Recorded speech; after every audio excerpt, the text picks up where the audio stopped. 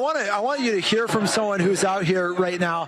Tommy, right? Yep. Tommy, tell people who are watching you at home right now, who are you? How do you relate to this? I'm Tommy Beagles with Pimento Jamaican Kitchen and a proud citizen of Minneapolis. And what we're doing is we're letting people know that this is our block and we're going to protect our people, we're going to protect our community. We hear explosions behind us right now, but at the end of the day, we have volunteers ensuring that the protesters stay peaceful and stay on this side. We literally brought our barriers out from our rum bar to ensure that people know do not cross it, and as long as the police are aware that we have volunteers here, we don't need them to get involved in dispersing crowd. We have our own people doing that. We don't need them to cross the line. We don't need them to escalate. We don't need our people to escalate. We just need to ensure that everybody remains calm and peaceful throughout this process. For people who don't know, Pimento is how far from where we are right now? Walking distance. I'm looking at it right now, and this has been the safe space for our community, and the fact that it's right here on our doorstep is alarming. Nobody's safe in Minneapolis anymore, right? Brother George Floyd was murdered, lynched just a few blocks from here. Brother Winston was lynched just a few blocks from here. Sister Renee was lynched just a few blocks from here. And right here on our block, on our doorstep, on our safe space, Nicollet Avenue has been that safe space for so long. Of immigrants, of diverse people coming together for healing, for safety, for comfort, and now it's being violated right here in the heart of the city. But we're doing what we do best, protect our people, keep our people safe, and remember that Minnesota, this is one love and one Minnesota. We're leading with compassion, we're leading with community, we're leading with heart. Nobody's going to break the Minnesota one love. We've been talking all morning. The fact that this happened right here, I mean, this is East Street. East Street. And people come here, they bring their friends, they bring their families, they bring people from out of town. What does it mean that this happened here? It means that none of us is safe. It means that there's no limit, there's no line drawn, and that's why we're calling on the mayor, we're calling on the governor, we're calling on the president of the United States. Come home to Minneapolis. Let's sit down and break bread together. Donald Trump loves jerk chicken. He's from New York. So we'll have a summit here at Pimento where we can host everybody together so we can figure out how we can tone down the rhetoric. Enough is enough, right? What do we need to do to figure out how to put this to an end? And we need somebody to stand up tall and be like, enough is enough. We don't need to this escalate anymore. And I'm willing to be that person to host the president, to host the governor, to host the mayor right here at Pimento. This is where everybody come anyhow when they have issues, so we can break bread together and figure out what we need to do to scale this back. Tommy, we're standing right next to this line. Yeah. We've been tear gassed here multiple times. You've heard the dispersal order. That seems like that was... They're tear gassing now. They're tear gassing now. We can see tear gas. I smell it. I feel it in the air. Are you afraid at all? We're not afraid because, one, black people, we're not afraid of this because we've been experiencing this for generations. But secondly, I'm not afraid because I know that Minnesotans will stand together and protect each other and make sure that we're all safe. I'm not afraid because I know that this is a part of the revolution not being televised. We're not afraid. We can hear those explosions. We're not scared. We're not afraid. We're going to continue to keep our people safe because one Minnesota united is how we're going to do this. We're going to show the world that we are indeed a model city. We're going to show them that no law, no government is going to break the backs of Minnesotans who love their neighbors as the Lord requests. Tommy, how does this end? It ends when we all as leaders stand up and say enough is enough. Enough is enough. And right now, enough is enough. First of all, let's listen to a woman who showed up out here at the protest and why she felt motivated to come out here and be a part of all this.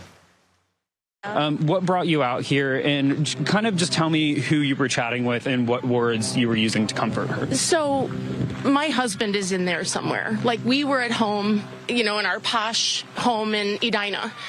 And we were watching the news and learned that there was another shooting here. And we were just like, I can't stand this anymore. I can't stand what's happening here.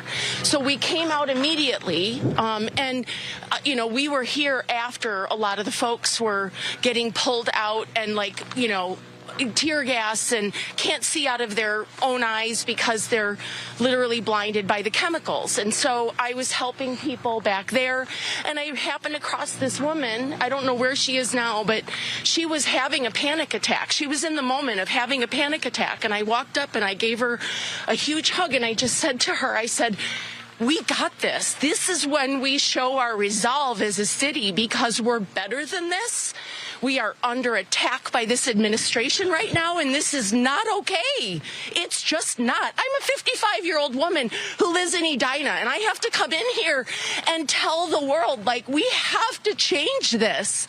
This is not okay for our city. Sorry, are you associated with this restaurant here? We're talking to people. The owner. My name is Adam. Would you talk to us for a second? We're at WCCO. go. What is your name? Jeff. Jeff, Palmetto. and you're the owner of the Prodigal here. Yeah. You just heard the warning a second ago. They're going to come through with chemical agents. We are standing right in front of your restaurant. Right. We're trying to be a public house. You know, we're trying to let the neighbors gather in peace and in safety and to fight against this bullshit. How are you feeling? You're looking straight down. A neighbor was murdered. One of our regular pub attenders was right there. I mean, they were murdered on the street. Well, I mean, how are you supposed to respond? It's ludicrous. It's asinine. It's crazy. You're a business owner. I'm a business owner. I was shut down yesterday. We're going to have to be closed today. It affects, there's a lot of ripples, not just emotionally, spiritually in people's lives, but economically in the neighborhoods and businesses. But as a business owner, you pour into this community. I've been in this neighborhood for 40 years. I was a pastor for 38, 2 blocks down. How would you describe this time now compared to any of the other times you've seen? Well, it reminds me of the Middle East. It's total chaos, military presence, invasion.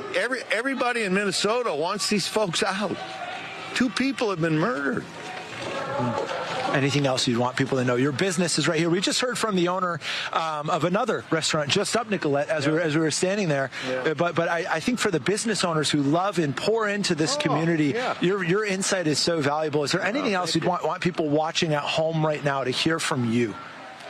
I just think that we need to stand together, and we need to tell the truth about what we see and not let others tell us what we're seeing. Jeff, thank you. I know you're protester talking to an ICE agent, not as an agitator, but in real dialogue and back and forth. What did you discuss? What was that conversation like? You know what? I've been seeing a lot of different tactics being tried here. I haven't really seen just connecting with them on a human level, because I know fighting fire with fire just makes fire. And however people want to go about this is fine. But I would just like to see if connecting with these agents on a human-to-human level, as somebody who loves people, I'm assuming they have a lot of people in their life that they love, if that can kind of just diffuse the tension instead of heighten it. I feel like a sense of relief. I'm seeing people who all care and keep coming out, especially in this freezing cold weather, and it just gives me a sense of hope that things will move in the right direction. Strike, strike, strike, strike. Mary is one of many educators in the crowd who came to speak up for their students and families who are afraid to. I have a lot of students who aren't showing up to class because they just don't feel safe, or their families don't feel safe. They're missing out on school. They're emailing me just to say hi and have somebody to connect with, and it's just been really difficult for them.